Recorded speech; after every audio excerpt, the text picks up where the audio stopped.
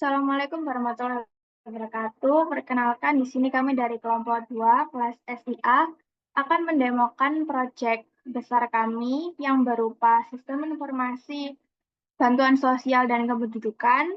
Sebelumnya, izinkan kami untuk memperkenalkan diri terlebih dahulu. Dimulai dari saya, Vina Nurnandia dengan NIM 220512140005. Saya Nanda Alfiorita dengan NIM 220512140006. Saya Rahma Fani Aprilia dengan NIM 2205 12 14 012. Saya Fatan Sirajuddin dengan NIM 220512140031. Baik, langsung saja kita beralih ke codingan. Yang pertama di sini ada beberapa folder, ada folder app yang isinya berisi function dan juga post. Function di sini digunakan untuk function bantuan, data kondisi rumah dan juga terdapat data kependudukan. Kemudian untuk postnya terdapat post control panel, post data kependudukan, dan kondisi rumah. Selanjutnya di folder app ini juga terdapat koneksi yang digunakan untuk menyambungkan antara workspace Visual Studio dan juga database. Kemudian lanjut ke aset login. Di sini aset login itu untuk desain dari login atau halaman login sendiri. Lalu ada aset user. Di sini juga berkaitan dengan desain dari user atau administrator. Selanjutnya ada folder database. Di sini terdapat file SQL. Dan langsung saja kita ke views. Di views ini terdapat dua folder lagi. Di dalamnya ada folder layout dan juga folder page. Untuk folder layout sendiri ini berisi footer, header, lalu navbar atau navigation bar, yang dimana di sini digunakan untuk logout dari website. Kemudian di sidebar ini terdapat beberapa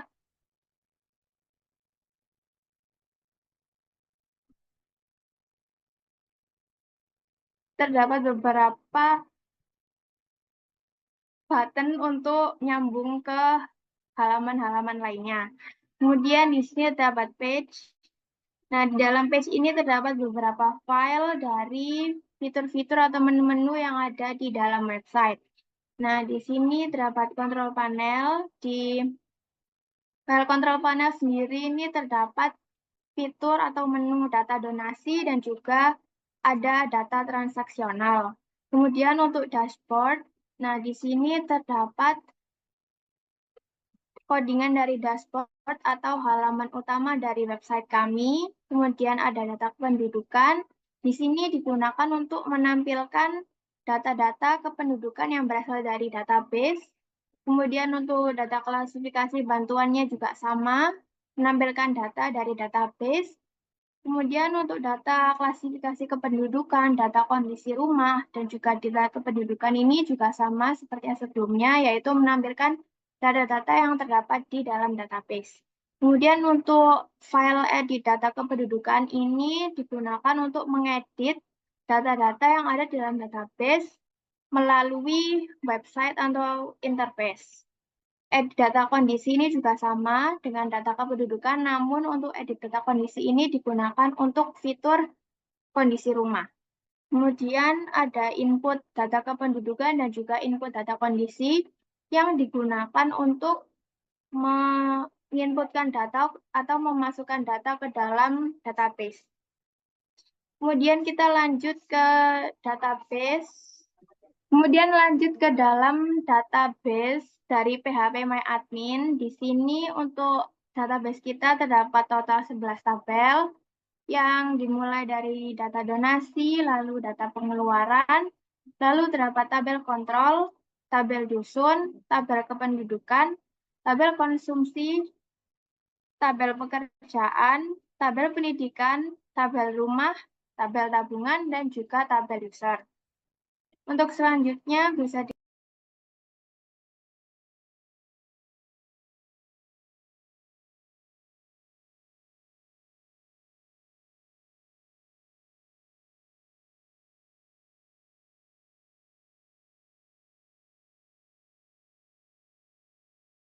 Untuk yang selanjutnya yaitu memasuki pada login dari sistem informasi bantuan sosial SosioCare.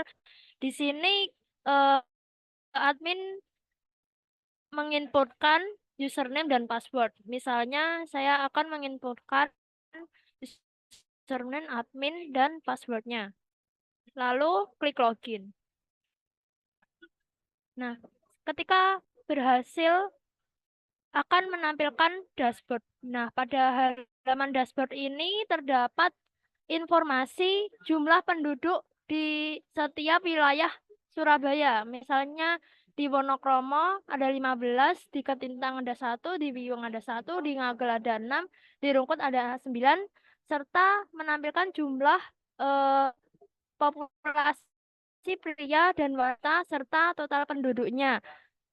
Nah, pada bagian bawah ini adalah terdapat statistika penduduk yang mendapat bantuan misalnya BPNT, PKH, BST, BLT, dan ini adalah eh, statistika keseluruhannya.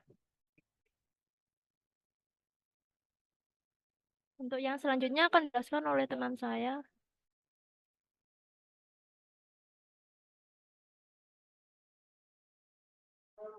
Selanjutnya yaitu data kependudukan.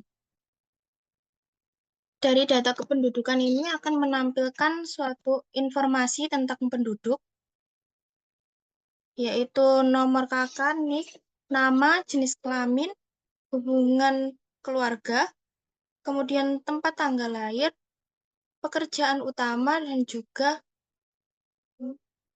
penghasilan per bulan dan juga dusun. Jika kita ingin menginput data kependudukan, maka kita bisa mengklik button tambah data kependudukan.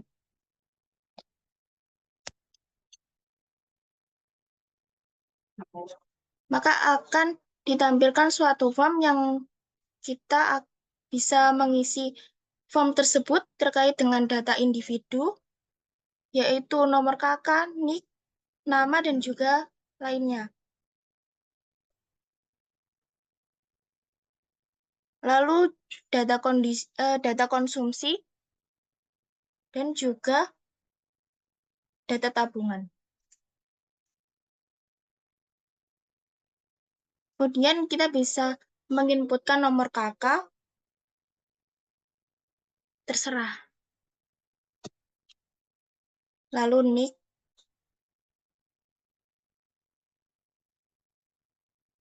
kemudian nama,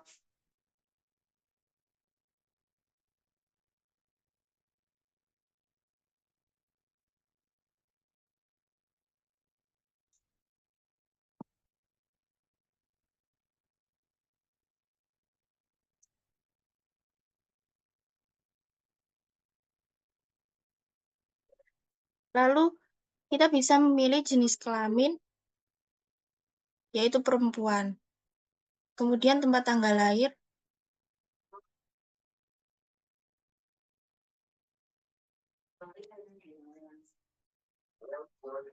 lalu tanggal lahir,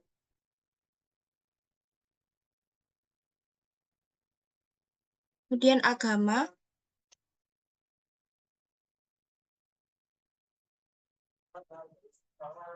lalu kita bisa memilih penduduk tersebut disabilitas atau tidak. Selanjutnya hubungan keluarga.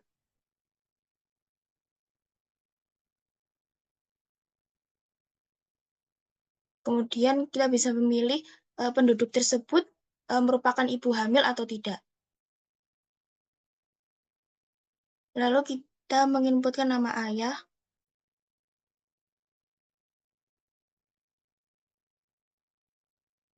nama ibu, kemudian pendidikan terakhir,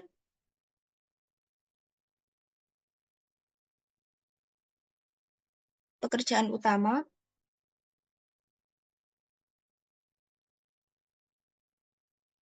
lalu penghasilan per bulan, dan yang terakhir dusun.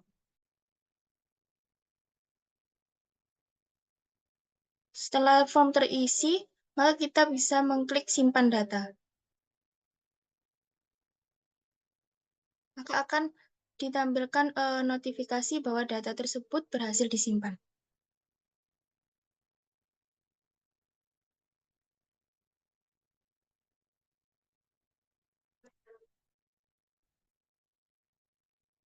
Jika data tersebut berhasil disimpan, maka akan tampil pada tabel daftar data kependudukan.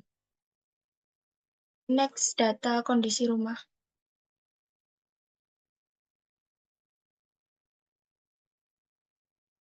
Kemudian data kondisi rumah ini akan menampilkan daftar dari kondisi rumah di setiap penduduknya. Jika kita ingin menginputkan data kondisi rumah, maka kita bisa mengklik button tambah data kondisi rumah. Lalu kita akan ditampilkan suatu form yang kita isi, yaitu NIK.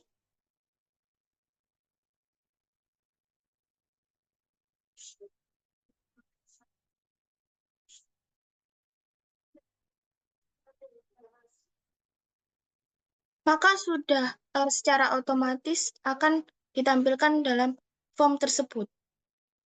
Lalu kita bisa mengisikan data kondisi rumah dari penduduk tersebut.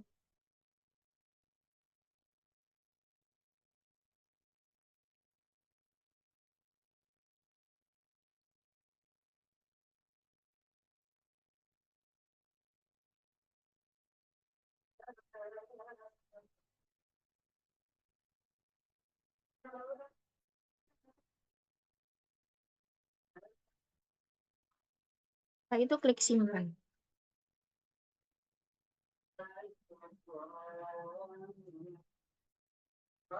Maka menampilkan notifikasi bahwa data tersebut berhasil disimpan.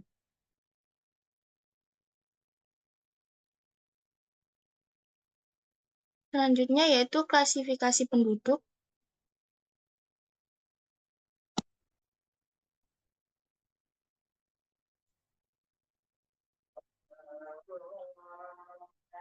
Pada halaman klasifikasi penduduk ini menampilkan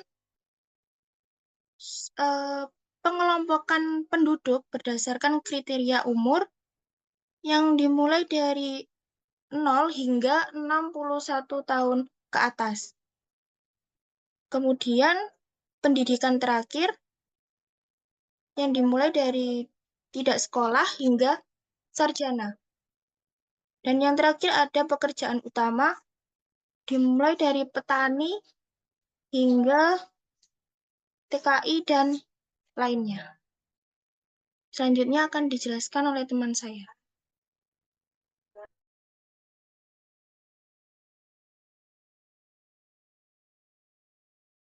Berikutnya adalah form klasifikasi bantuan.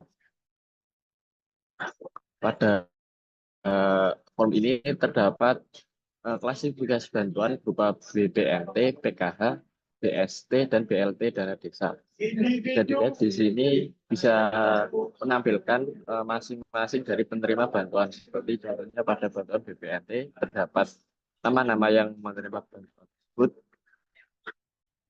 Kemudian di bawahnya terdapat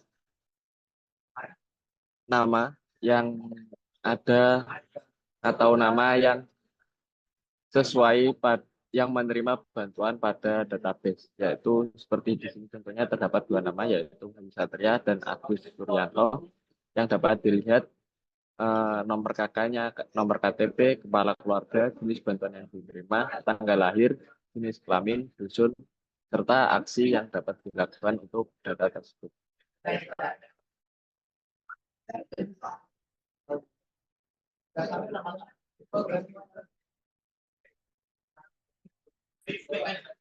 Kita juga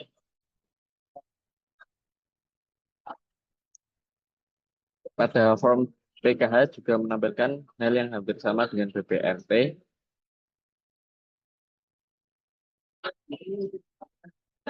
Begitu juga dengan pada form BSE dan BLT dana desa.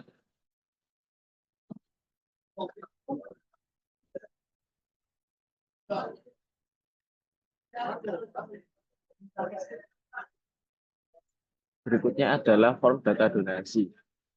Pada form ini terdapat ID dari data donasi, jumlah donasi yang diberikan, kemudian tujuan dari donasi tersebut, serta nama donatur, dan tanggal dari donasi itu diberikan, serta aksi atau edit data dan hapus data untuk data tersebut. Di bawahnya kita bisa memasukkan atau bisa menambahkan data donasi. Yang pertama kita menginputkan ID.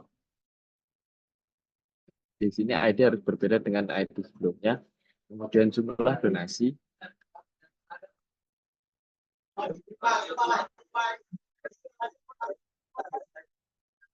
Kemudian tujuan donasi.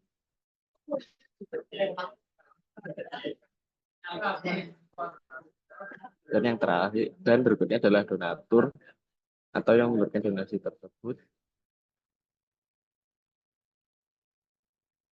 Dan yang terakhir adalah tanggalnya.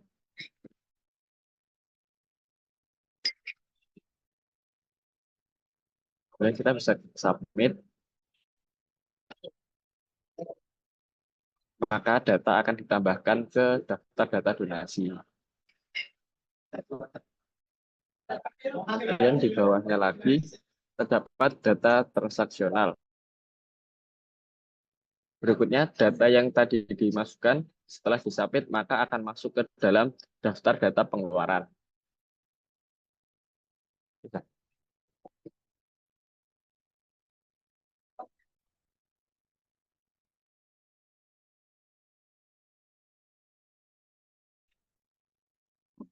Baik, sekian yang dapat kami sampaikan. Mohon maaf kurang lebihnya. Wassalamualaikum warahmatullahi wabarakatuh.